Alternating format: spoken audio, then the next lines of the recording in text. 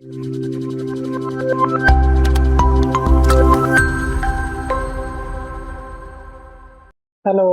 Everyone, welcome back. എല്ലാവർക്കും BSOE 144 സോഷ്യോളജിയുടെ elective ആയിട്ടുള്ള reading എത്നോഗ്രഫീസിന്റെ unit 2ലേക്ക് സ്വാഗതം. യൂണിറ്റ് 1 നമ്മൾ ഡിസ്കസ് ചെയ്തു. എത്നോഗ്രഫിയുടെ ബേസിക് ഡെവലപ്മെന്റ് സ്റ്റേജസ് ആണ് നമ്മൾ അതിൻ്റെ അകത്ത് ഡിസ്കസ് ചെയ്തിട്ടുള്ളത്. യൂണിറ്റ് 2 എന്ന് പറയുന്ന ഈ ഒരു സെക്കൻഡ് യൂണിറ്റിൻ്റെ അകത്ത് നമ്മൾ കൊളോണിയൽ എത്നോഗ്രഫിയാണ് ഡിസ്കസ് ചെയ്യാനായിട്ട് പോകുന്നത്. കൊളോണിയൽ കാലഘട്ടത്തിൽ പ്രത്യേകിച്ച് ഇന്ത്യയിൽ എങ്ങനെയാണ് എത്നോഗ്രഫി ഡെവലപ്പ് ചെയ്ത് വന്നിട്ടുള്ളത്. നമ്മൾ ഗ്ലോബൽ എത്നോഗ്രഫിയിലേക്കല്ല പോകുന്നത്, നേരെ മറിച്ച് കൊളോണിയൽ എത്നോഗ്രഫി ഇന്ത്യക്കകത്ത് എങ്ങനെയാണ് പ്രവർത്തിച്ചിട്ടുള്ളത് എന്നും അതിൻ്റെ ഒരു ഹിസ്റ്റോറിക്കൽ ഡെവലപ്മെന്റ് ഒക്കെയാണ് നമ്മൾ ഈ ഒരു യൂണിറ്റിൽ ഡിസ്കസ് ചെയ്യുന്നത്. ഒരുപാട് ഡേറ്റുകൾ, സ്കോളേഴ്സിന്റെ പേരുകൾ, ഒരുപാട് ഇത്തരം ഇവന്റുകൾ, അതേപോലെ തന്നെ ചില പ്രധാനപ്പെട്ട ടെക്സ്റ്റ് ബുക്കുകൾ, ചില പ്രധാനപ്പെട്ട ടെക്സ്റ്റുകൾ മാത്രമല്ല ഒരുപാട് ടെക്സ്റ്റുകൾ, ഇതൊക്കെയാണ് ഈ ഒരു ഭാഗത്ത് കാര്യമായിട്ട് നമുക്ക് വരുന്നത്. തിയറട്ടിക്കൽ ഡിസ്കഷൻസ് ഒരുപാട് ഈ ഒരു ചാപ്റ്ററിൻ്റെ അകത്ത് നമുക്ക് കാണാനായിട്ട് സാധിക്കില്ല. വളരെ ഡീറ്റെയിൽഡ് ആയിട്ടുള്ള ഡിസ്കഷൻസിന് പകരം ചില പ്രധാനപ്പെട്ട ഡെവലപ്മെന്റൽ സ്റ്റെപ്പുകൾ, മൈൽ സ്റ്റോണുകൾ, ഇവയൊക്കെയാണ് നമുക്ക് കാണാനായിട്ട് സാധിക്കുന്നത്. അതേപോലെ കൊളോണിയൽ എത്നോഗ്രഫിയുമായി ബന്ധപ്പെട്ട ഇന്ത്യൻ സ്കോളേഴ്സും ഫോറിൻ, പ്രത്യേകിച്ച് ബ്രിട്ടീഷ് സ്കോളേഴ്സ് മാത്രമല്ല ഫ്രഞ്ച് സ്കോളേഴ്സ് ഒക്കെ വരുന്നുണ്ട്. അപ്പോൾ ഇവരൊക്കെ കുറിച്ചുള്ള ഡിസ്കഷനാണ് നമുക്ക് ഈ ഒരു യൂണിറ്റിന്റെ ഭാഗമായിട്ട് കാണാൻ സാധിക്കുന്നത്. ഒബ്ജക്റ്റീവ്സ് നോക്കിക്കഴിഞ്ഞാൽ ഫസ്റ്റ് ഒബ്ജക്റ്റീവ് എന്ന് പറയുന്നത് origin and development of colonial ethnographies. Colonial എത്നോഗ്രഫിയുടെ ഒരു ഒറിജിനും അതിന്റെ വളർച്ചയുമാണ്. അതേപോലെ ethnographic enquiry in colonial colonial ഇന്ത്യക്കകത്ത് എത്നോഗ്രഫിക് എൻക്വയറി എങ്ങനെയായിരുന്നു വളർന്നത് എന്നുള്ളത്, അതേപോലെ ഇതുമായിട്ട് ബന്ധപ്പെട്ടിട്ടുള്ള ചില പ്രധാനപ്പെട്ട ആളുകൾ അല്ലെങ്കിൽ സ്കോളേഴ്സ്, അതേപോലെ അവരുടെ വർക്കുകളും നമുക്ക് ഡിസ്കസ് ചെയ്യാനായിട്ടുണ്ട്. എത്നോഗ്രഫിക് പ്രാക്ടീസിന്റെ അകത്തുള്ള പലതരം ട്രെൻഡുകൾ, കൊളോണിയൽ പീരീഡിന്റെ മുൻപുള്ളതും അതേപോലെ കൊളോണിയൽ പീരീഡിന്റെ സമയത്തുള്ളതും കൊളോണിയൽ പീരീഡിന് ശേഷമുള്ള ട്രെൻഡുകളിലുള്ള ചില ഇമ്പോർട്ടൻ്റ് ആയിട്ടുള്ള മൈൽ സ്റ്റോൺസ് മാത്രം നമ്മൾ ഡിസ്കസ് ചെയ്യും. പോസ്റ്റ് 1960സിനൊക്കെ ശേഷം വന്നിട്ടുള്ള എത്നോഗ്രഫിക് ഡെവലപ്മെന്റും നമ്മൾ ചെറിയ രൂപത്തിൽ ഈ ഒരു ചാപ്റ്ററിൻ്റെ അകത്ത് ഡിസ്കസ് ചെയ്യുന്നുണ്ട്. അപ്പോൾ നോട്ടുകൾ എഴുതി തയ്യാറാക്കാൻ വേണ്ടിയിട്ട് ശ്രമിക്കുക. നേരത്തെ പറഞ്ഞ പോലെ ഒരുപാട് ഡേറ്റുകൾ, സ്കോളേഴ്സിന്റെ പേരുകളൊക്കെ വരുന്നുണ്ട്. പ്രധാനപ്പെട്ട ചിലതെങ്കിലും ഓർത്തു വെക്കാൻ വേണ്ടിയിട്ട് ശ്രമിക്കുക.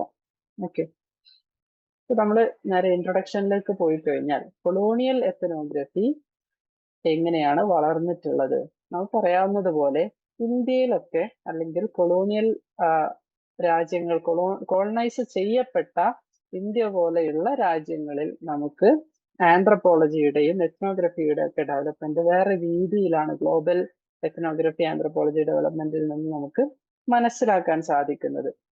ഇന്ത്യയിലൊക്കെ തന്നെ പ്രധാനമായിട്ടും ആന്ത്രപ്പോളജി പോലെയുള്ള ഡിസിപ്ലിൻസ്, സോഷ്യോളജി ആ സമയത്ത് ഇല്ല, ഇന്ത്യയിൽ വന്നിട്ടില്ല. സോഷ്യോളജി ഒക്കെ ലേറ്റർ ആയിട്ട് വരുന്ന ഡിസിപ്ലിൻസ് ആണ്. ആന്ത്രപ്പോളജി ആയിട്ടാണ് ഇത്തരം സാമൂഹിക പഠനങ്ങളൊക്കെ ആ സമയത്ത് വന്നിട്ടുള്ളത്. ആന്ത്രപ്പോളജിക്കൽ പഠനങ്ങൾ, അത്തരം പഠനങ്ങളുടെ പ്രധാനപ്പെട്ട ഉദ്ദേശം എന്ന് പറയുന്നത് ബ്രിട്ടീഷേഴ്സിന് അല്ലെങ്കിൽ ഇതിനു മുമ്പ് വന്നിട്ടുള്ള ഫ്രഞ്ചൊക്കെ അടക്കമുള്ള കൊളോണിയൽ റൂളേഴ്സിന് ഇന്ത്യ എന്ന് പറയുന്ന ഈ ഒരു സമൂഹത്തിനെ മനസ്സിലാക്കാൻ, ഈ സൊസൈറ്റിയെ മനസ്സിലാക്കാൻ, അവരുടെ ഫാമിലി എങ്ങനെയാണ്, അവരുടെ കസ്റ്റംസ് എന്തൊക്കെയാണ്, അവരുടെ പ്രാക്ടീസസ് എന്തൊക്കെയാണ് അവരുടെ വിശ്വാസങ്ങൾ, അവരുടെ ഒരു സോഷ്യൽ സ്ട്രക്ചർ എന്താണ്, ഈ സംഗതികളൊക്കെ മനസ്സിലാക്കി കഴിഞ്ഞാൽ മാത്രമേ കൃത്യമായിട്ടുള്ള ഭരണം ഈ ആളുകളുടെ മുകളിൽ നടത്താൻ കഴിയുകയുള്ളൂ എന്നുള്ള ഒരു അണ്ടർസ്റ്റാൻഡിങ്ങിന്റെ അടിസ്ഥാനത്തിലാണ് അവര് ആന്ത്രപ്പോളജി യൂസ് ചെയ്തുകൊണ്ട് ഇന്ത്യയെ പഠിക്കാനായിട്ട് ഒരുങ്ങുന്നത്. അപ്പൊ കോളനൈസ്ഡ് പീപ്പിളിനെ കുറിച്ചുള്ള പഠനം, അത് സോഷ്യൽ സയൻസിൽ പ്രത്യേകിച്ച് സോഷ്യൽ ആന്ത്രപ്പോളജിയിലൂടെ പഠിക്കാനാണ് ഇവര് ശ്രമിച്ചിട്ടുള്ളത് എന്നുള്ളതാണ്. നമുക്കറിയാം, അതൊരു നമ്മൾ ഹിസ്റ്ററി പഠിക്കുന്ന സമയത്ത് പഠിച്ചിട്ടുള്ളതാണ്. ഒരുപാട് സ്കോളേഴ്സ് ഈ അർത്ഥത്തിൽ ഇന്ത്യയെക്കുറിച്ച്, ഇന്ത്യൻ ട്രൈബ്സിനെ കുറിച്ച്, ഇന്ത്യൻ കാസ്റ്റുകളെ കുറിച്ച്, ഇന്ത്യൻ സൊസൈറ്റിയുടെ സ്ട്രക്ചേഴ്സിനെ കുറിച്ച്, ഇന്ത്യൻ വില്ലേജസിനൊക്കെ കുറിച്ച് പഠിക്കാൻ വേണ്ടിയിട്ട് ശ്രമിച്ചിട്ടുണ്ട്. ഈ ഡാറ്റയാണ് പിന്നീട് അവര് ഇന്ത്യയുടെ ഭരണത്തിന് വേണ്ടി യൂസ് ചെയ്തിട്ടുള്ളത്. ഇതേ ഡാറ്റ തന്നെ യൂസ് ചെയ്തുകൊണ്ട് പിന്നീട് ഇന്ത്യൻ സ്കോളേഴ്സ് തന്നെ പഠനങ്ങൾ നടത്തുകയും ഇന്ത്യൻ സ്കോളേഴ്സ് തന്നെ പഠനങ്ങൾ മുന്നോട്ട് പോകുന്നതായിട്ടും നമുക്ക് കാണാനായിട്ട് സാധിക്കും. ഇത്തരം കൊളോണിയൽ കാലഘട്ടത്തിലുള്ള പഠനങ്ങളുടെ ഒരു പ്രധാനപ്പെട്ട ഒരു പ്രത്യേകത എന്ന് പറയുന്നത് ഇവയെല്ലാം സോഷ്യൽ എവല്യൂഷനിൽ വിശ്വസിച്ചിരുന്ന പഠനങ്ങളാണ് എന്നുള്ളതാണ്. ഡാർവിന്റെ എവല്യൂഷണറി തിയറി നമുക്ക് എല്ലാവർക്കും അറിയാവുന്നതാണ്. മനുഷ്യന്റെ ഒരു പരിണാമം എങ്ങനെയാണ് സംഭവിച്ചിട്ടുള്ളത്, മൃഗങ്ങളുടെ ഒക്കെ തന്നെ പരിണാമം, ഭൂമിയുടെ പരിണാമം എങ്ങനെയാണ് സംഭവിച്ചിട്ടുള്ളത് എന്നൊക്കെ അതിൻ്റെ അകത്ത് പറയുന്നുണ്ട്. ഈ ഒരു പരിണാമത്തിന്റെ പ്രോസസ്സ്, അതായത് വളരെ ബേസിക് ആയിട്ടുള്ള ഒരു സ്ട്രക്ചറിൽ നിന്ന് നമുക്കറിയാം സെല്ലിൽ നിന്ന് എങ്ങനെയാണ് കോംപ്ലക്സ് ആയിട്ടുള്ള ഒരു ഓർഗാനിസത്തിലേക്ക് എവല്യൂഷൻ സംഭവിച്ചിട്ടുള്ളത് എന്നുള്ളത് ഒരു സ്റ്റെപ്പ് ബൈ സ്റ്റെപ്പ് പ്രോസസ് ആയിട്ടാണ് നടക്കുന്നത്. ഇതേ രൂപത്തിൽ സമൂഹവും പ്രിമിറ്റീവ് ആയിട്ടുള്ള അതിന്റെ ഒറിജിൻ സ്റ്റേറ്റിൽ നിന്ന് വളരെ കോംപ്ലക്സ് ആയിട്ടുള്ള സമൂഹത്തിലേക്ക് എവല്യൂഷൻ സംഭവിച്ചതാണ് എന്ന് വിശ്വസിച്ചിരുന്ന ഒരുപാട് സോഷ്യൽ സയന്റിസ്റ്റുകൾ ഉണ്ടായിരുന്നു. ഈ ഒരു ബിലീഫിനെ നമ്മൾക്ക് സോഷ്യൽ എവല്യൂഷൻ എന്നുള്ള ടേമിലൂടെയാണ് മാർക്ക് ചെയ്യാനായിട്ട് അല്ലെങ്കിൽ മനസ്സിലാക്കാനായിട്ട് സാധിക്കുന്നത്. ഇപ്പൊ സോഷ്യൽ എവല്യൂഷൻ ആണ് ഒരു അടിസ്ഥാനപരമായിട്ടുള്ള കൊളോണിയൽ ആന്ത്രപ്പോളജിയുടെ ഒരു പെർസ്പെക്റ്റീവ് എന്ന് പറയുന്നത്. ഓക്കെ, ഇനി ഡിഫ്യൂഷൻ എന്ന് പറയുന്ന ഒരു പ്രോസസ്സ് നിങ്ങൾ മുൻപ് പഠിച്ചിട്ടുണ്ടാവും. കൾച്ചർ ഒക്കെ പഠിക്കുന്ന സമയത്ത്, സോഷ്യൽ ചേഞ്ച് ഒക്കെ പഠിക്കുന്ന സമയത്ത് ഡിഫ്യൂഷനിസം എന്ന് പറയുന്ന ഒരു പ്രോസസ്സിനെ കുറിച്ച് നിങ്ങൾ പഠിച്ചിട്ടുണ്ടാവും. അപ്പോൾ ഡിഫ്യൂഷൻ എന്ന് പറയുന്നത് ഒരു ഭാഗത്ത് നിന്ന്, ലോകത്തിന്റെ ഒരു ഭാഗത്ത് നിന്ന് മറ്റുള്ള ഭാഗങ്ങളിലേക്ക് കൾച്ചറിന്റെ പലതരത്തിലുള്ള പ്രോസസ്സുകൾ സ്പ്രെഡ് ആവുന്നു എന്നുള്ള വിശ്വാസമാണ്. അതൊരു വിശ്വാസം എന്നുള്ള അർത്ഥത്തിൽ പറയാനുള്ള കാരണം ഒരു തിയറിയാണ് ഈ ഒരു ഡിഫ്യൂഷനിസം എന്ന് പറയുന്നത്. കൃത്യമായിട്ടത് സ്ഥാപിക്കപ്പെട്ടിട്ടില്ല എന്നുള്ളത് കൊണ്ടാണ് ഞാൻ ആ അർത്ഥത്തിൽ യൂസ് ചെയ്യുന്നത്. ഇപ്പോൾ കൾച്ചറൽ ട്രെയ്റ്റ്സ്, കൾച്ചറിന്റെ പ്രത്യേകതകൾ, സാംസ്കാരികമായിട്ടുള്ള സംസ്കാരത്തിന്റെ പ്രത്യേകതകൾ ലോകത്തിന്റെ ഒരു ഭാഗത്ത് നിന്നാണ് മറ്റുള്ള ഭാഗങ്ങളിലേക്ക് സ്പ്രെഡ് ചെയ്തത് എന്നുള്ള വിശ്വാസമാണ്. അപ്പൊ ഈ ഒരു ഡിഫ്യൂഷനിസം തിയറി ഫോളോ ചെയ്യുന്ന ഒരു സ്കോളറെ സംബന്ധിച്ചിടത്തോളം കൾച്ചറിന്റെ ട്രാൻസ്ഫർ നടന്നിട്ടുണ്ട്. ഒരു സംസ്കാരത്തിൽ നിന്ന് മറ്റൊരു സംസ്കാരത്തിലേക്കുള്ള കോണ്ടാക്റ്റിലൂടെ കൾച്ചറുകൾ കൈമാറിയിട്ടുണ്ട് പലതും എന്നുള്ളതാണ്. ഈ കൾച്ചറൽ ട്രാൻസ്ഫേഴ്സ്, ഈ കൈമാറ്റങ്ങൾ മനസ്സിലാക്കുക എന്നുള്ളത് കൊളോണിയൽ ആന്ത്രപ്പോളജിക്കൽ പഠനങ്ങളുടെ ഒരു പ്രധാനപ്പെട്ട ഭാഗമായിരുന്നു എന്ന് നമുക്ക് മനസ്സിലാക്കാം. ഇതേപോലെ തന്നെ ആദ്യത്തെയൊക്കെ ക്ലാസിക്കൽ പഠനങ്ങളിൽ ഫങ്ഷണലിസം വളരെ ഇമ്പോർട്ടന്റ് ആയിട്ടുള്ള റോള് വഹിച്ചിരുന്നു. ഫങ്ഷണലിസ്റ്റ് തിയറീസ്, അതായത് സമൂഹം എന്ന് പറയുന്നത് ഒരു ഹാർമോണിയസ് സെറ്റപ്പ് ആണ് എന്നും ഈ ഒരു ഹാർമണിക്കകത്ത് പലതരത്തിലുള്ള സോഷ്യൽ ഇൻസ്റ്റിറ്റ്യൂഷൻസ് ഒരുമിച്ച് ഫങ്ഷൻ ചെയ്യുമ്പോഴാണ് സമൂഹം നല്ല രീതിയിൽ മുന്നോട്ട് പോകുന്നത് എന്നൊക്കെ ഉള്ള തരത്തിലുള്ള അണ്ടർസ്റ്റാൻഡിങ് ആയിരുന്നു ഫങ്ഷണലിസ്റ്റ് തിയറീസ് മുന്നോട്ട് വെച്ചിരുന്നത്.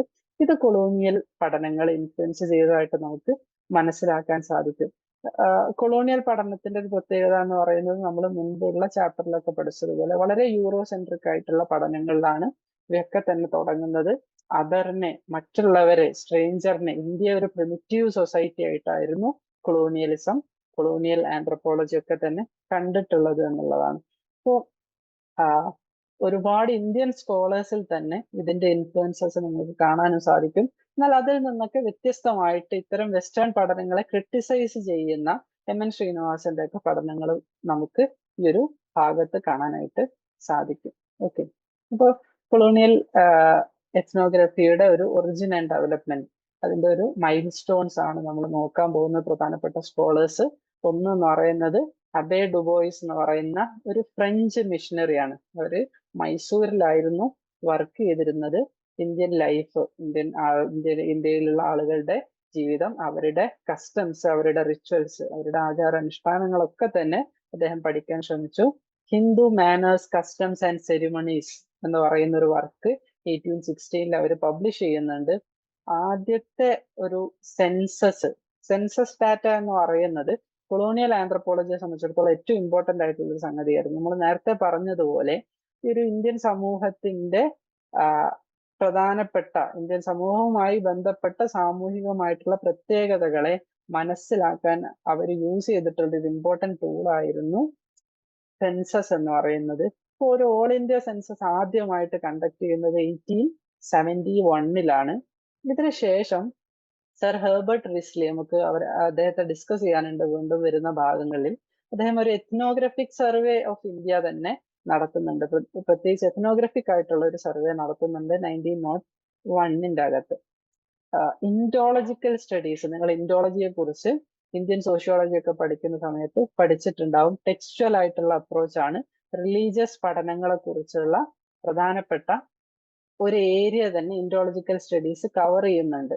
റിലീജിയസ് കസ്റ്റംസ്, റിച്വൽസ്, ലോസ്, ഇവയൊക്കെ പ്രത്യേകിച്ച് ടെക്സ്ച്വൽ പഠനത്തിലൂടെ റിലീജിയസ് ടെക്സ്റ്റുകളൊക്കെ പഠിക്കുന്നതിലൂടെ പഠിക്കാൻ ശ്രമിച്ചിട്ടുള്ള ഒരു ഏരിയയാണ് ഇൻഡോളജിക്കൽ സ്റ്റഡീസ് എന്ന് പറയുന്നത്. അതിൽ പ്രധാനപ്പെട്ട ഒരു സ്കോളർ എന്ന് പറയുന്നത് സർ വില്യം ജോൺസ് ആണ്. ഒരു ബ്രിട്ടീഷ് ഓറിയന്റലിസ്റ്റ് ആണ്. അദ്ദേഹം ഏഷ്യാറ്റിക് സൊസൈറ്റി ഓഫ് ബംഗാൾ എന്ന് പറയുന്ന ഓർഗനൈസേഷൻ ഫൗണ്ട് ചെയ്യുന്നുണ്ട്. ഇതൊക്കെയാണ് ഇന്ത്യയിലുള്ള സോഷ്യൽ ആന്ത്രപ്പോളജിയുടെ ഒക്കെ ഒരു ഓർഗനൈസേഷണൽ രൂപത്തിന്റെ തുടക്കം എന്ന് പറയുന്നത്.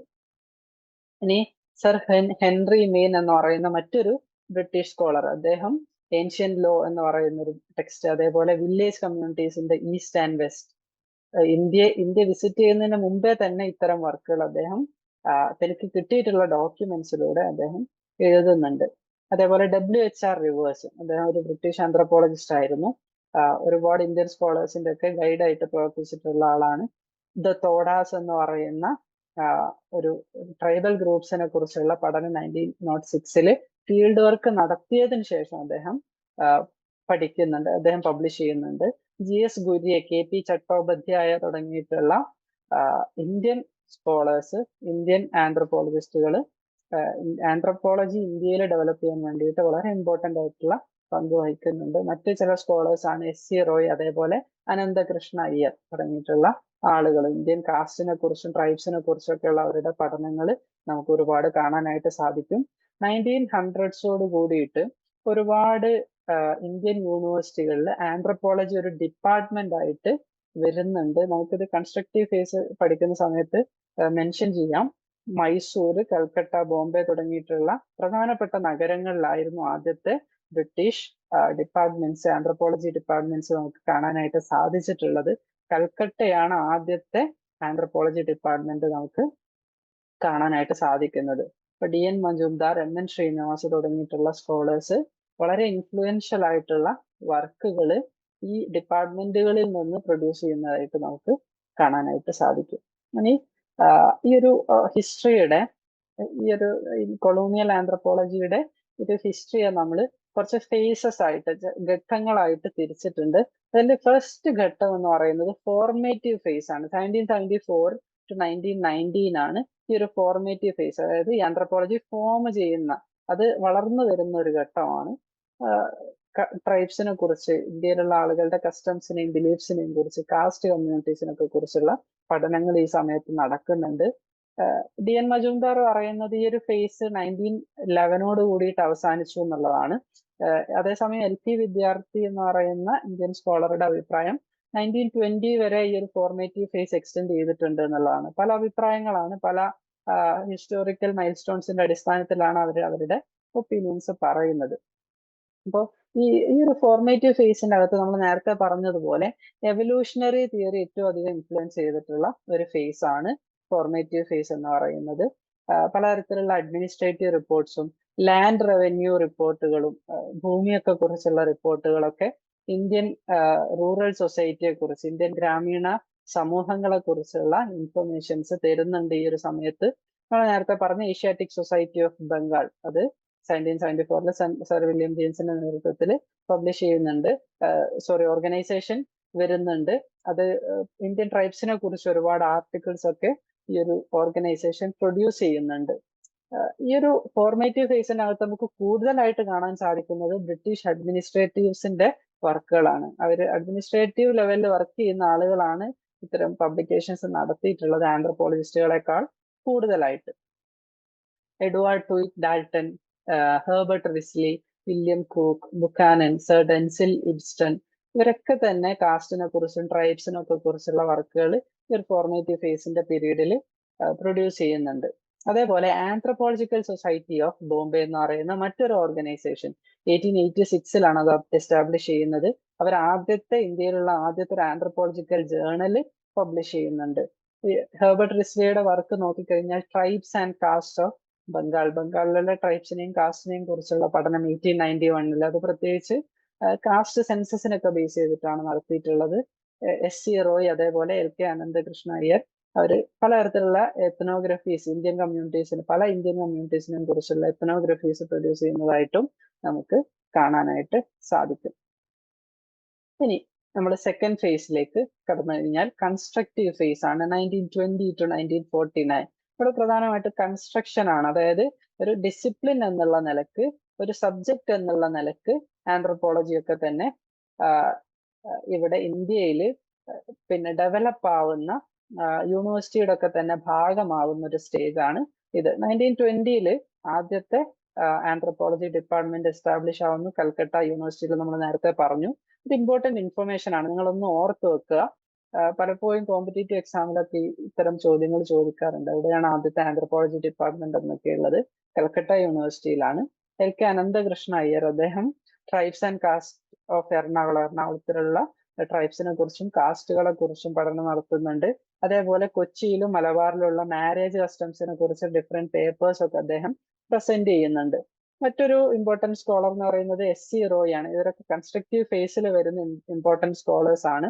അദ്ദേഹം ആദ്യത്തെ ഒരു ഇന്ത്യൻ എത്നോഗ്രഫർ എന്നൊക്കെ വേണമെങ്കിൽ നമുക്ക് SC റോയിയെ കുറിച്ച് പറയാം. മുണ്ട ആൻഡ് ദെയർ കൺട്രി എന്ന് പറയുന്ന മുണ്ട ട്രൈബൽ വിഭാഗത്തിനെ കുറിച്ചുള്ള പഠനം, അതേപോലെ മാൻ ഇൻ ഇന്ത്യ എന്ന് പറയുന്ന ഒരു ജേർണൽ അദ്ദേഹം സ്റ്റാർട്ട് ചെയ്യുന്നുണ്ട്. DN Majumdar, M Chattopadhyay, Irrawaddy Karve, TC Das തുടങ്ങിയിട്ടുള്ള ആളുകളുടെ വർക്കുകളൊക്കെ ഈ ഒരു സമയത്താണ് നമുക്ക് വരുന്നതായിട്ട് കാണാൻ സാധിക്കുന്നത്. DN മജുംദാറിന്റെ ദി ചേഞ്ച് ഇൻ ഹൂഫ് എന്നുള്ള വർക്കാണ്. MN Srinivas marriage and family in Mysore 1942 ഒരു വർക്ക് പബ്ലിഷ് ചെയ്യുന്നത്. NK Bose Hindu methods of tribal absorption എന്ന് പറയുന്ന വർക്ക് 1941 പബ്ലിഷ് ചെയ്യുന്നുണ്ട്. ഇതെല്ലാം കൺസ്ട്രക്റ്റീവ് ഫേസിൽ വരുന്ന വർക്കുകളാണ്. ഇനി ഫോറിൻ കോൺട്രിബ്യൂഷൻസ്, ഇന്ത്യൻ സ്കോളേഴ്സ് മാത്രമല്ല ഫോറിൻ സ്കോളേഴ്സ്. വെരിയർ എൽവിൻ എന്ന് പറയുന്ന സ്കോളർ, അദ്ദേഹം ബ്രിട്ടീഷ് സ്കോളറാണ്. അദ്ദേഹം മധ്യപ്രദേശിലും ഒറീസയിലൊക്കെ ഉള്ള ട്രൈബ്സിനെ കുറിച്ച് എഴുതുന്നുണ്ട്. The Baiga, the Agaria, the Muria and the Ghotul എന്നൊക്കെ പറയുന്ന ഡിഫറെന്റ് ട്രൈബ്സിനെ കുറിച്ചുള്ള പഠനങ്ങൾ അദ്ദേഹം പബ്ലിഷ് ചെയ്യുന്നുണ്ട്. മറ്റൊരു സ്കോളർ ക്രിസ്റ്റഫർ വൺ യൂറഡ് ഹെയ്മൻഡോർഫ് എന്ന് പറയുന്ന ഒരു സ്കോളറാണ്. ഇന്ത്യയിൽ താമസിച്ചുകൊണ്ട് അദ്ദേഹം ഒരുപാട് വർക്കുകൾ ചെയ്യുന്നുണ്ട്. ദ ചെഞ്ചൂസിനെ കുറിച്ച്, ആന്ധ്രാപ്രദേശിലുള്ള ചെഞ്ചൂസിനെ കുറിച്ചുള്ള ജംഗിൾ ഫോക്ക് ഓഫ് ഡെക്കാൻ എന്ന് പറയുന്ന വർക്ക്, അതേപോലെ ദ രാജ് ബോൺസ് ഓഫ് ആദിലാബാദ്, ഇതൊക്കെ അദ്ദേഹത്തിന്റെ ഇമ്പോർട്ടന്റ് വർക്കുകളാണ്. ഇത്രയാണ് കൺസ്ട്രക്റ്റീവ് ഫേസുമായിട്ട് ബന്ധപ്പെട്ട് ഉള്ള സ്കോളേഴ്സും വർക്കുകളും. ഇനി 1949 ശേഷം, കൺസ്ട്രക്റ്റീവ് ഫേസിന് ശേഷം നടന്നിട്ടുള്ള, അതായത് ഇന്ത്യക്ക് ഇൻഡിപെൻഡൻസ് ഒക്കെ കിട്ടിയതിന് ശേഷം നടന്നിട്ടുള്ള ഒരു ഷിഫ്റ്റ് എന്ന് പറയുന്നത് ട്രൈബൽ സ്റ്റഡീസിൽ അതുവരെ ഫോക്കസ് ചെയ്തിരുന്ന പല പഠനങ്ങളും കുറച്ചുകൂടി വില്ലേജ് ഫോക്കസ്ഡ് ആയി, കാസ്റ്റ്, വില്ലേജ് ഇതിനെ കുറിച്ചുള്ള പഠനങ്ങളിലേക്ക് ഫോക്കസ് വർദ്ധിക്കുന്നതായിട്ട് നമുക്ക് കാണാനായിട്ട് സാധിക്കും. ഇന്ത്യൻ സ്കോളേഴ്സും ഫോറിൻ സ്കോളേഴ്സും തമ്മിലുള്ള ലിങ്കേജസ്, കൊളാബറേഷൻ നമുക്ക് കാണാം. ഓസ്കാർ ലെവിസ്, മോറിസ് ഓപ്ലർ, ഡേവിഡ് മെൻഡൽബാം എന്നൊക്കെ പറയുന്ന സ്കോളേഴ്സ് ഇന്ത്യൻ സ്കോളേഴ്സായിട്ട് കൊളാബറേറ്റ് ചെയ്തുകൊണ്ട് വർക്ക് ചെയ്യാനായിട്ട് സ്റ്റാർട്ട് ചെയ്തു. LP വിദ്യാർത്ഥി, the secret complex of Hindu Gaya എന്ന് പറയുന്ന അദ്ദേഹത്തിന്റെ വർക്കിൽ ദ സീക്രട്ട് കോംപ്ലക്സ് എന്ന് പറയുന്ന നമ്മൾ പിന്നീട് യൂസ് ചെയ്യുന്ന ഒരു ഇമ്പോർട്ടന്റ് ആയിട്ടുള്ള കൺസെപ്റ്റ് അദ്ദേഹം പ്രൊഡ്യൂസ് ചെയ്യുന്നുണ്ട്. അതേപോലെ MN Srinivas social change in modern India 1966 അദ്ദേഹം പുറത്തിറക്കിയിട്ടുള്ള വർക്കിൽ നമ്മൾ ഇന്ന് ഒരുപാട് ഡിസ്കസ് ചെയ്യുന്ന സാൻസ്ക്രിതൈസേഷൻ എന്ന് പറയുന്ന കൺസെപ്റ്റ് അദ്ദേഹം ഇൻട്രൊഡ്യൂസ് ചെയ്യുന്നതായിട്ട് നമുക്ക് കാണാനായിട്ട് സാധിക്കും.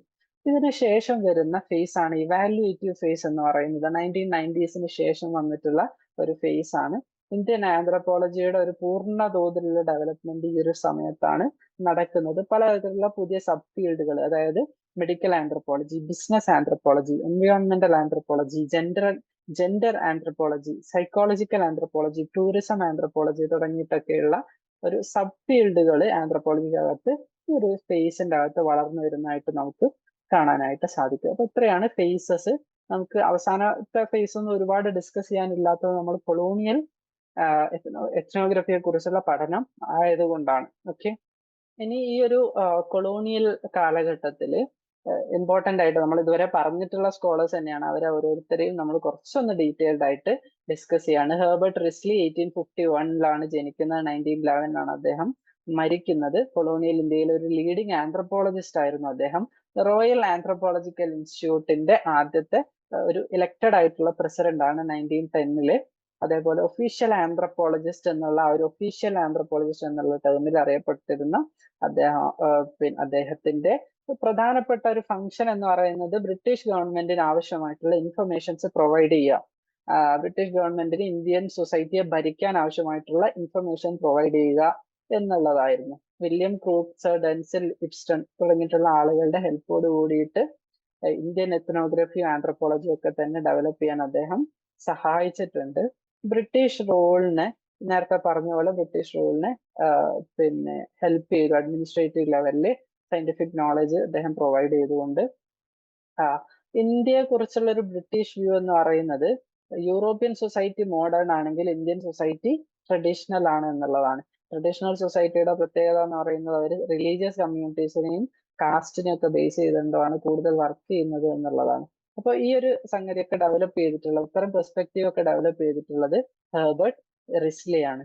സെൻസസിന്റെ കൂടെ തന്നെ, സെൻസസ് നേരത്തെ പറഞ്ഞിരുന്നു 1910 ഒക്കെ സമയത്ത് ഹെർബർട്ട് 1901 ഹെർബർട്ട് റിസ്ലി എന്ത് ചെയ്യുന്നത്, ഒരു എത്നോഗ്രഫിക് സർവേ കണ്ടക്ട് ചെയ്യുന്നത്. 1871 ആദ്യമായിട്ട് ഇന്ത്യയിലെ സെൻസസ് സ്റ്റാർട്ട് ചെയ്യുന്നത്. പിന്നെ 10 ഇയർ ഗ്യാപ്പിലാണ് ഓരോ സെൻസസും നടന്നിട്ടുള്ളത്. അപ്പൊ ഇതിലൊക്കെ ഒരു ഇമ്പോർട്ടന്റ് ആയിട്ടുള്ള പങ്ക് വഹിച്ചിട്ടുണ്ട് ഹെർബർട്ട് റിസ്ലി എന്നുള്ളതാണ്. അദ്ദേഹത്തിന്റെ മേജർ വർക്ക്സ് നോക്കിക്കഴിഞ്ഞാൽ 1881 കാസ്റ്റ് സെൻസസുമായിട്ട് ബന്ധപ്പെട്ട അദ്ദേഹത്തിന്റെ വർക്കിൽ അദ്ദേഹം കാസ്റ്റിനെ ക്ലാസിഫൈ ചെയ്യുന്നുണ്ട്. എന്തിന്റെ ബേസിൽ? ഒക്യുപ്പേഷന്റെ ബേസിൽ. ഇപ്പോ ഒക്യുപ്പേഷൻ നമുക്കറിയാം, കാസ്റ്റും ഒക്യുപ്പേഷനും പരസ്പരം ബന്ധപ്പെട്ട് കിടക്കുന്നതാണ്. അപ്പോൾ അതിന്റെ അടിസ്ഥാനത്തിൽ കാസ്റ്റിനെ ക്ലാസിഫൈ ചെയ്യുക. അതേപോലെ the tribes and caste of Bengal 1891 അദ്ദേഹത്തിന്റെ വർക്ക് ഉണ്ട്. ദ പീപ്പിൾ ഓഫ് ഇന്ത്യ 1901 സെൻസസിന്റെ ബേസിലുള്ള അദ്ദേഹത്തിന്റെ വർക്ക് ഉണ്ട്. അപ്പോൾ ഇങ്ങനെ സെൻസസുമായിട്ട് ബന്ധപ്പെട്ടിട്ടായിരുന്നു അദ്ദേഹത്തിന്റെ ഒരുപാട് വർക്കുകളും തിയറിയും ഒക്കെ തന്നെ ബന്ധപ്പെട്ട് കിടന്നിരുന്നത്. അദ്ദേഹത്തിന്റെ മറ്റൊരു എല്ലാവരും വിമർശിച്ചിട്ടുള്ള ഒരു പ്രധാനപ്പെട്ട ഒരു ഐഡിയ എന്ന് പറയുന്നത്, അദ്ദേഹം കാസ്റ്റിനൊരു വംശീയ മാനദണ്ഡം ഉണ്ട് എന്നുള്ള തരത്തില് പഠനം നടത്തുകയും ആളുകളുടെ മുഖത്തിന്റെ ഷേപ്പ് ഒക്കെ വെച്ചുകൊണ്ട്, മൂക്കിന്റെ ഷേപ്പ് ഒക്കെ വെച്ചുകൊണ്ട് അവർ ഇന്ന റേസിലുള്ളവരാണ് എന്നുള്ള ആന്ത്രപ്പോമെട്രിക് എന്ന് നമ്മൾ പറയും, അത്തരം ക്ലാസിഫിക്കേഷൻസ് ഒക്കെ നടത്താൻ ഒക്കെ ശ്രമിച്ചിട്ടുണ്ട്.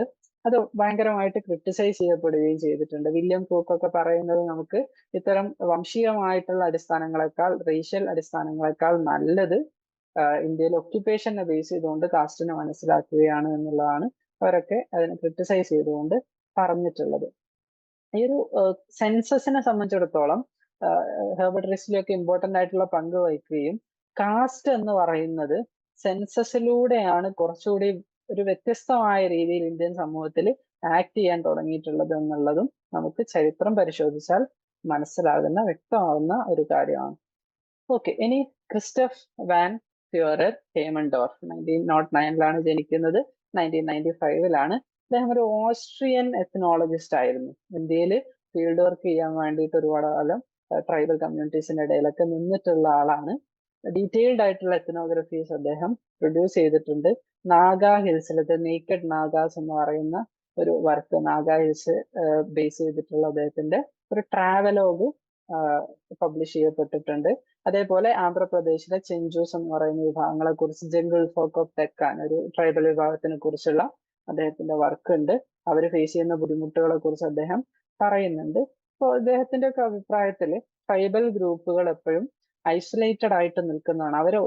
അവർക്ക് സ്വയം ഭരണമൊക്കെ കൊടുത്തുകൊണ്ട് അവരെ ഒറ്റപ്പെടുത്തുക എന്നുള്ളതല്ല, അവർ ഒറ്റപ്പെട്ട് ജീവിക്കുന്ന ആളുകളാണ്, ആ രീതിയിൽ ജീവിക്കാൻ വിടലാണ് ട്രൈബൽ സൊസൈറ്റിക്കൊക്കെ നല്ലത് എന്ന് അഭിപ്രായപ്പെട്ടിട്ടുള്ള ഒരു സ്കോളർ ആയിരുന്നു ഹേമൻഡോർഫ്. അതേപോലെ ട്രൈബൽ റൈറ്റുകൾ, ട്രൈബ്സിന് ഒരുപാട് ഫോറസ്റ്റ് റൈറ്റുകൾ നഷ്ടപ്പെടുന്നുണ്ട്. അവർക്ക് ഫോറസ്റ്റിൽ നിന്ന് അവർക്ക് ആവശ്യമായിട്ടുള്ള റിസോഴ്സസ് ശേഖരിക്കാൻ പറ്റുന്നില്ല. നമുക്കറിയാം, ബ്രിട്ടീഷ് കാലഘട്ടത്തോടൊക്കെ കൂടി തന്നെ കാട്ടില് ഫോറസ്റ്റ് ഏരിയാസിലൊക്കെ തന്നെ ബ്രിട്ടീഷ് ഗവൺമെന്റ് തടിയെടുക്കാനും കൃഷി ചെയ്യാനും ഒക്കെ ആയിട്ട് കൈയേറുന്നുണ്ട്. അപ്പൊ ട്രൈബൽസിന്റെ ഒരുപാട് അവകാശങ്ങൾ ആ സമയത്ത് നഷ്ടപ്പെട്ടു എന്നൊക്കെ അദ്ദേഹം പറയുന്നുണ്ട്. അപ്പൊ അവരുടെ അവകാശങ്ങൾക്ക് വേണ്ടിയിട്ട് അദ്ദേഹം സംസാരിക്കുന്നതായിട്ട് നമുക്ക് കാണാം. മറ്റൊരു ഇമ്പോർട്ടന്റ് ആയിട്ടുള്ള ഇന്ത്യൻ സ്കോളർ എന്ന് പറയുന്നത് GS ഗുരിയാണ്. 1893 അദ്ദേഹം ജനിക്കുന്നത്, മരിക്കുന്നത് 1984 ഫോറിലാണ്. കൊളോണിയൽ പീരീഡിന്റെ സമയത്ത് അതിനുശേഷം ഇൻഫ്ലുവൻഷ്യൽ ആയിട്ടുള്ള ഒരു സ്കോളറാണ്. കാംബ്രിഡ്ജ് യൂണിവേഴ്സിറ്റിയിലാണ് അദ്ദേഹം സോഷ്യൽ ആന്ത്രപ്പോളജിയിൽ PhD ചെയ്യുന്നത്. WHR റിവറും AC ഹെഡൻ എന്ന് പറയുന്ന രണ്ട് ഇമ്പോർട്ടൻറ്റ് സ്കോളേഴ്സ് ആയിരുന്നു അദ്ദേഹത്തിന്റെ സൂപ്പർവൈസേഴ്സ് ആയിട്ടുള്ള ആളുകൾ. സോഷ്യോളജി ഡിപ്പാർട്ട്മെന്റ്, ബോംബെ യൂണിവേഴ്സിറ്റിയിലുള്ള സോഷ്യോളജി ഡിപ്പാർട്ട്മെന്റിന്റെ ഹെഡായിട്ട് 1924 അദ്ദേഹം മാറുന്നുണ്ട്. ഇതിന്റെ ഏറ്റവും ഫേമസ് ആയിട്ടുള്ള ഒരു work caste and race in India 1932 publish ചെയ്യുന്നുണ്ട്. അതിന്റെ ഒരു പ്രധാനപ്പെട്ട ഐഡിയ എന്ന് പറയുന്നത് അദ്ദേഹം കാസ്റ്റ് സിസ്റ്റത്തിന്റെ 6 പ്രധാനപ്പെട്ട ഫീച്ചേഴ്സിനെ കുറിച്ച് പറഞ്ഞു എന്നുള്ളതാണ്. അതിലൊന്ന് സെഗ്മെന്റൽ ഡിവിഷൻ ഓഫ് സൊസൈറ്റിയെ സെഗ്മെന്റ്സ് ആയിട്ട് ഘട്ടങ്ങൾ പല തരത്തിൽ ഡിവൈഡ് ചെയ്തിട്ടുണ്ട്, പല സെഗ്മെന്റ്സ് ആയിട്ട് ഡിവൈഡ് ചെയ്തിട്ടുണ്ട് എന്നുള്ളതാണ് ആദ്യത്തത്. മറ്റൊന്ന് ഹൈറാർക്കിയാണ്, അല്ലെങ്കിൽ റാങ്കിങ് ആണ്. ഹയർ ടു ലോവർ എന്ന് പറയുന്ന ഒരു റാങ്കിങ് സിസ്റ്റം നമുക്ക് കാസ്റ്റിൽ കാണാം. അതേപോലെ restrictions on feeding and social intercourse, ഭക്ഷണം കഴിക്കുന്ന കാര്യത്തിലും അതേപോലെ സാമൂഹിക ഇടപെടലുകളുടെ കാര്യത്തിലൊക്കെ തന്നെ റെസ്ട്രിക്ഷൻസ് കാസ്റ്റിൽ നമുക്ക് കാണാൻ സാധിക്കുമെന്ന് അദ്ദേഹം പറയുന്നുണ്ട്. Civil and religious privileges or disabilities, ആളുകൾക്ക് സിവിൽ ആയിട്ടുള്ള അതേപോലെ മതപരമൊക്കെ ആയിട്ടുള്ള പലതരത്തിലുള്ള പ്രിവിലേജസോ ഡിസബിലിറ്റീസ്, അതായത് പ്രിവിലേജ് ഇല്ലാത്ത അവസ്ഥയോ കാസ്റ്റിന്റെ ബേസിൽ വരുന്നുണ്ട് എന്ന് അദ്ദേഹം പറയുന്നുണ്ട്. അതേപോലെ lack of choice of occupations, നമുക്ക് ഒക്യുപ്പേഷൻ നമുക്ക് സെലക്ട് ചെയ്യാൻ കഴിയില്ല, നേരെ മറിച്ച് നമ്മൾ ജനിച്ചു വീഴുന്ന കാസ്റ്റ് ആണ് നമ്മുടെ ഒക്യുപ്പേഷൻ സെലക്ട് ചെയ്യുന്നത്. അതേപോലെ റെസ്ട്രിക്ഷൻ ഓൺ മാരേജ്, ആരെ കല്യാണം കഴിക്കാൻ തുടങ്ങിയിട്ടുള്ള ഐഡിയാസ് ഒക്കെ കാസ്റ്റിന്റെ പ്രധാനപ്പെട്ട ഫീച്ചർ ആണ് എന്ന് അദ്ദേഹം പറയുന്നുണ്ട്. അപ്പോൾ ഹെർബർട്ട് റിസ്ലിയുടെ ഒക്കെ തന്നെ നേരത്തെ പറഞ്ഞിട്ടുള്ള റേഷ്യൽ ഒറിജിൻ, കാസ്റ്റിന് റേഷ്യൽ ഒറിജിൻ ഉണ്ട് എന്നുള്ള തിയറിയെ അദ്ദേഹം ക്രിട്ടിസൈസ് ചെയ്യുന്നുണ്ട്. അപ്പോൾ അദ്ദേഹത്തിന്റെ മറ്റൊരു മേജർ ക്രിറ്റിസിസം എന്ന് പറയുന്നത് കൊളോണിയൽ കാലഘട്ടത്തിനൊക്കെ മുമ്പ്, പ്രത്യേകിച്ച് കാസ്റ്റ് സെൻസസിനൊക്കെ മുമ്പ് കാസ്റ്റ് സിസ്റ്റം കുറച്ചുകൂടെ ഫ്ലൂയിഡ് ആയിരുന്നു. അതായത് പലതരത്തിലുള്ള മൂവ്മെന്റ് കാസ്റ്റിനകത്ത് നടന്നിരുന്നു. എന്നാൽ കാസ്റ്റ് സെൻസസോടൊക്കെ കൂടി തന്നെ ആളുകൾ സ്വയം അവർ ഇന്ന കാസ്റ്റിലാണ് എന്ന് ഐഡന്റിഫൈ ചെയ്യാൻ തുടങ്ങുകയും കുറച്ചുകൂടി റിജിഡ് ആയിട്ടുള്ള കാസ്റ്റ് സിസ്റ്റം വളർന്നു എന്നൊക്കെ GS ഗുരിയെ അഭിപ്രായപ്പെടുന്നുണ്ട്. ഇനി വീണ്ടും നമ്മൾ ഒരു ഫോറിൻ സ്കോളറിലേക്ക് പോയി കഴിഞ്ഞാൽ വെരിയർ എൽവിൻ ആണ്. 1902 അദ്ദേഹം ജനിക്കുന്നത്. 1964 അദ്ദേഹം മരണപ്പെടുന്നത്. ഒരു ക്രിസ്ത്യൻ മിഷണറി ആയിരുന്നു, ബ്രിട്ടീഷ് ക്രിസ്ത്യൻ മിഷണറി ആയിരുന്നു. ഒരു ആന്ത്രപ്പോളജിസ്റ്റ് ആണ്. പക്ഷെ അദ്ദേഹത്തിന് ഫോർമൽ ട്രെയിനിങ് ഒന്നും ലഭിച്ചിട്ടില്ല. ഫോർമലി ആന്ത്രപ്പോളജിസ്റ്റ് അല്ല, പക്ഷെ ആന്ത്രപ്പോളജിസ്റ്റുകൾ ചെയ്യുന്ന അതേ ജോലിയാണ് അദ്ദേഹം ചെയ്തിട്ടുള്ളത്. അദ്ദേഹം അബോറിജിനൽസിനെ അല്ലെങ്കിൽ ട്രൈബ്സിനെ കുറിച്ചുള്ള ഒരു പഠനങ്ങളാണ് പ്രധാനമായിട്ട് അദ്ദേഹത്തിന്റെ ഭാഗത്ത് നിന്ന് കാണാനായിട്ട് സാധിക്കുന്നത്. ആദിവാസികൾ നേരിടുന്ന പ്രശ്നങ്ങളും സംഗതികളും ഒക്കെ അദ്ദേഹം അഡ്രസ് ചെയ്യുന്നുണ്ട്. ഇന്ത്യൻ ട്രൈബ്സ് ആയിട്ടുള്ള പ്രത്യേകിച്ച് ബൈഗാസ്, അതേപോലെ ഗോൺസ്, ഒറീസയിലും മധ്യപ്രദേശിലൊക്കെ ഉള്ള ട്രൈബ്സ് ആണ്. അവരെ കുറിച്ചുള്ള പഠനങ്ങൾ നടത്തുന്നുണ്ട്. നോർത്ത് ഈസ്റ്റ് റീജിയൻസിലുള്ള ട്രൈബൽസിനെ കുറിച്ചുള്ള പഠനങ്ങൾ നടത്തുന്നുണ്ട്. ട്രൈബൽ ആർട്ടിനെ കുറിച്ച്, ട്രൈബൽ കൾച്ചറിനെ കുറിച്ച്, അവരുടെ മ്യൂസിക്, ഡാൻസ്, ഡ്രസ്സസ്, ഓർണമെന്റ്സ് ഇവയൊക്കെ കുറിച്ചുള്ള പഠനങ്ങൾ നമുക്ക് കാണാനായിട്ട് സാധിക്കും. അദ്ദേഹത്തിന്റെ ഒരു പ്രധാനപ്പെട്ട ആർഗ്യുമെന്റ് എന്ന് പറയുന്നത് ട്രൈബൽസിന്റെ ഇത്തരത്തിലുള്ള വിശ്വാസങ്ങളും അവരുടെ മൂല്യങ്ങളും ഒക്കെ ഹിന്ദുയിസത്തിന്റെയും ക്രിസ്ത്യാനിറ്റിയുടെ ഒക്കെ കടന്നുവരവോട് കൂടിയിട്ട് ഇത്തരം വിശ്വാസങ്ങളും അവരുടെ കസ്റ്റംസ് ഒക്കെ തന്നെ ഇല്ലാതാവുന്നുണ്ട്, നഷ്ടപ്പെട്ടു പോകുന്നുണ്ട് എന്നുള്ള ഒരു കൺസേൺ അദ്ദേഹം പങ്കുവെക്കുന്നതായിട്ട് നമുക്ക് കാണാനായിട്ട് സാധിക്കും. അദ്ദേഹത്തിന്റെ പ്രധാനപ്പെട്ട വർക്കുകൾ നോക്കിക്കഴിഞ്ഞാൽ the Agaria, the aboriginals, the Muria and the Ghotul, ഇതൊക്കെയാണ് അദ്ദേഹത്തിന്റെ പ്രധാനപ്പെട്ട വർക്കുകൾ. അദ്ദേഹവും നേരത്തെ പറഞ്ഞതുപോലെ തന്നെ ഹേമന്തോർപ്പൊക്കെ ആർഗ്യൂ ചെയ്യുന്നത് പോലെ ഐസൊലേറ്റ് ആയിട്ട് നിൽക്കുന്നതാണ് ട്രൈബ്സിന് നല്ലത്, അവരെ അവരുടെ വഴിക്ക് വിടണം എന്ന അഭിപ്രായമുള്ള ആളായിരുന്നു. ഗുരിയെ അതേസമയം നേരത്തെ പറഞ്ഞ GS ഗുരിയുടെ ഒക്കെ അഭിപ്രായം എന്ന് പറയുന്നത് ട്രൈബ്സിനെ ഇന്ത്യൻ സൊസൈറ്റിയിലുള്ള മറ്റുള്ള ആളുകളുമായിട്ട് അസിമിലേറ്റ് ചെയ്യണം, അവർ ഒരുമിച്ച് ജീവിക്കണം എന്നുള്ള ഒരു അഭിപ്രായമായിരുന്നു ഉണ്ടായിട്ടുള്ളത്. അപ്പോൾ അദ്ദേഹം ഇന്ത്യയുടെ പഞ്ചശീല ഡോക്യുമെന്റിലൊക്കെ തന്നെ, പഞ്ചശീല അഗ്രിമെന്റിലൊക്കെ തന്നെ സൈൻ ചെയ്യുന്ന സമയത്ത് ട്രൈബൽ ലാൻഡ് ഫോറസ്റ്റ് റൈറ്റിനൊക്കെ കുറിച്ച് അതിൻ്റെ അകത്ത് എഴുതി വെക്കാനും അതിലേക്ക് കോൺട്രിബ്യൂട്ട് ചെയ്യാനൊക്കെ തന്നെ ശ്രമിക്കുന്നുണ്ട്. ഇനി DN മജുംദാർ മറ്റൊരു ഇമ്പോർട്ടൻറ്റ് സ്കോളറാണ്. 1903 ജനിക്കുന്നത്. 1960 അദ്ദേഹം മരണപ്പെടുന്നത്. അദ്ദേഹത്തിന്റെ ഫീൽഡ് വർക്ക് ഒക്കെ മഹാരാഷ്ട്രയിലുള്ള ചോട്ടാ നാഗ്പൂർ റീജിയൻ ബേസ് ചെയ്തുകൊണ്ടാണ്. കൊൽഹാൻ റീജിയനിലുള്ള 4 ട്രൈബ്സിനെ കുറിച്ചാണ് അദ്ദേഹത്തിന്റെ PhD റിസർച്ച്. കാംബ്രിഡ്ജ് യൂണിവേഴ്സിറ്റിയിൽ TC ഹോഡ്സൺ എന്ന് പറയുന്ന സ്കോളറിന്റെ കീഴിലാണ് അദ്ദേഹം ചെയ്തിട്ടുള്ളത്. ഇന്ത്യൻ സൊസൈറ്റി ഇന്ത്യൻ സൊസൈറ്റിയിലേക്ക് ട്രൈബ്സ് ഇന്റഗ്രേറ്റ് ചെയ്യണം. GS കുര്യയുടെ ഒക്കെ തന്നെ അതേ അഭിപ്രായമായിരുന്നു DN മജുംദാറിന് ഉണ്ടായിട്ടുള്ളത്. ട്രൈബ്സിനൊക്കെ ഹിന്ദു സൊസൈറ്റിയുടെ ഭാഗമായിട്ടായിരുന്നു അദ്ദേഹം മനസ്സിലാക്കിയിരുന്നത്. അദ്ദേഹത്തിന്റെ PhD തീസിസ് പിന്നീട് ഒരു ബുക്കായിട്ട് മാറുന്നുണ്ട്. Tribe in transition, study in cultural pattern എന്ന് പറയുന്ന ബുക്കായിട്ട് പിന്നീട് മാറുന്നുണ്ട്. അദ്ദേഹം ഒരുപാട് ട്രൈബുകളെ കുറിച്ച് പഠിച്ചിട്ടുണ്ട്. ഖാസാസ്, കോർവാസ്, താരൂസ്, ഇതൊക്കെ UP-യിലുള്ള ഉത്തർപ്രദേശിലുള്ള ട്രൈബുകളാണ്. അവരൊക്കെ കുറിച്ചുള്ള പഠനങ്ങൾ അദ്ദേഹം നടത്തിയതായിട്ട് കാണാം. Race and cultures of India, അദ്ദേഹത്തിന്റെ പ്രധാനപ്പെട്ട വർക്കുകളാണ് race and cultures of India, caste and communication in Indian village, Himalayan polyandry തുടങ്ങിയിട്ടുള്ള വർക്കുകളൊക്കെ അദ്ദേഹത്തിന്റെ വർക്കാണെന്ന് നമുക്ക് മനസ്സിലാക്കാം. ഇനി JH Hutton, John Henry Hutton എന്ന് പറയുന്ന സ്കോളർ 1885-ലാണ് അദ്ദേഹം ജനിക്കുന്നത്. 1968-ലാണ് മരണപ്പെടുന്നത്. ആസാമിലുള്ള നാഗാസിനെ ബേസ് ചെയ്തുകൊണ്ടാണ് അദ്ദേഹത്തിന്റെ വർക്കുകൾ കൂടുതലായിട്ട് നമുക്ക് കാണാനായിട്ട് കാണുന്നത്. അദ്ദേഹം 2 പ്രധാനപ്പെട്ട മോണോഗ്രാഫ്സ് എഴുതിയിട്ടുണ്ട്. അങ്കാമി നാഗാസ്, സെമ നാഗാസ്. ഗവൺമെന്റ് ഓഫ് ആസാമിന് വേണ്ടിയിട്ട് അവിടെയുള്ള നാഗാസിനെ കുറിച്ചുള്ള പഠനമാണ് ഇവ രണ്ടും. അതേപോലെ റിസർച്ച് ഓർഗനൈസ് ചെയ്യുന്ന കാര്യത്തിൽ പ്രത്യേകിച്ച് ആസാമിലുള്ള ഹിൽ ട്രൈബ്സിനെ ബേസ് ചെയ്തുകൊണ്ട്, അത് ഇതുവരെ മറ്റുള്ള സ്കോളേഴ്സ് ഒന്നും പഠിക്കാത്ത ഒരു ഏരിയ ആയിരുന്നു. അപ്പോൾ അവരെ കുറച്ചുകൂടി ആന്ത്രപ്പോളജിയിൽ റെക്കഗ്നിഷൻ കൊടുക്കാനൊക്കെ വേണ്ടിയിട്ട് അദ്ദേഹത്തിന്റെ പഠനം ഹെൽപ്പ് ചെയ്തിട്ടുണ്ട്. ഇന്ത്യയിലുള്ള സെൻസസ് 1931-ലുള്ള സെൻസസിന് ഓവർസീ ചെയ്യാൻ വേണ്ടി, സൂപ്പർവൈസ് ചെയ്യാൻ വേണ്ടിയിട്ട് അദ്ദേഹത്തിന് അപ്പോയിന്റ് ചെയ്തിരുന്നു. അപ്പോൾ ഈ അർത്ഥത്തിലൊക്കെ വളരെ ഇമ്പോർട്ടന്റ് ആയിട്ടുള്ള ഒരു റോള് ആന്ത്രപ്പോളജിക്കകത്തും ഇന്ത്യൻ അഡ്മിനിസ്ട്രേറ്റീവിന്റെ അകത്തൊക്കെ തന്നെ JH ഹട്ടന് ഉള്ളതായിട്ട് നമുക്ക് മനസ്സിലാക്കാനായിട്ട് സാധിക്കും. ഓക്കെ, ഇനി പോസ്റ്റ് 1960-ന് ശേഷം വന്നിട്ടുള്ള മാറ്റം എന്തൊക്കെയാണ് എന്നുള്ളതാണ്. അതായത് കൊളോണിയൽ പീരീഡിന് ശേഷം വന്നിട്ടുള്ള മാറ്റങ്ങളാണ് ഈ ഒരു ഭാഗത്ത് നമുക്ക് ഡിസ്കസ് ചെയ്യാനുള്ളത്. സോഷ്യൽ സയൻസ് ഈ ഒരു 1950s 1960s സമയത്തൊക്കെ വളരെയധികം ഇമ്പോർട്ടന്റ് ആയിട്ട് വളർന്നു വരുന്നുണ്ട്. കാരണം ഇന്ത്യൻ സൊസൈറ്റി പുതിയൊരു ഘട്ടത്തിലേക്ക് കാലെടുത്ത് വെക്കുകയാണ്. അപ്പോൾ ഈ സൊസൈറ്റൽ ചേഞ്ചസ് മനസ്സിലാക്കൽ, അതിനെക്കുറിച്ച് പഠിക്കലൊക്കെ ഇമ്പോർട്ടന്റ് ആയിരുന്നു.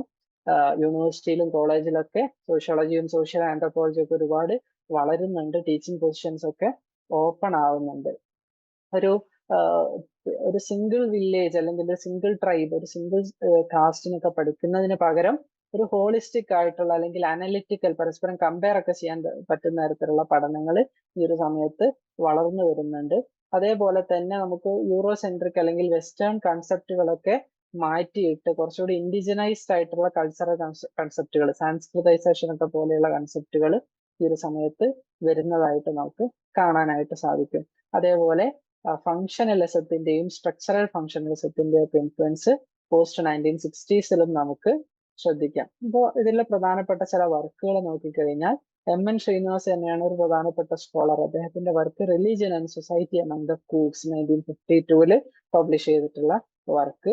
അതേപോലെ ഐരാവതി കാർവയുടെ ഹിന്ദു കിൻഷിപ്പ് സിസ്റ്റം 1953-ല് പബ്ലിഷ് ചെയ്തിട്ടുള്ള വർക്ക്, കിൻഷിപ്പിന്റെ മാരേജിന്റെ ഒക്കെ ബേസിൽ ചെയ്തിട്ടുള്ള വർക്കാണ്. അതേപോലെ FG ബെയ്ലിയുടെ കാസ്റ്റ് ആൻഡ് എക്കണോമിക് ഫ്രോണ്ടിയർ 1971-ല് പബ്ലിഷ് ചെയ്തിട്ടുള്ള വർക്കാണ്. പ്രത്യേകിച്ച് പൊളിറ്റിക്കൽ മേഖലയിൽ വന്നിട്ടുള്ള വർക്കാണ്. അതേപോലെ സൊസൈറ്റിയിൽ വുമൻസ് റോൾ ഇൻക്രീസ് ചെയ്തതോട് കൂടിയിട്ട് വുമൻ സ്കോളേഴ്സും ഒരുപാട് വർക്കുകൾ പ്രൊഡ്യൂസ് ചെയ്യുന്നുണ്ട്. പെട്രീഷ്യ കപ്ലാൻ എന്ന് പറയുന്ന scholar class and gender in ഇന്ത്യയിലുള്ള ക്ലാസ്സിനെയും ജെൻഡറിനെയും തമ്മിലുള്ള ബന്ധത്തിനൊക്കെ കുറിച്ചുള്ള അവരുടെ വർക്ക്.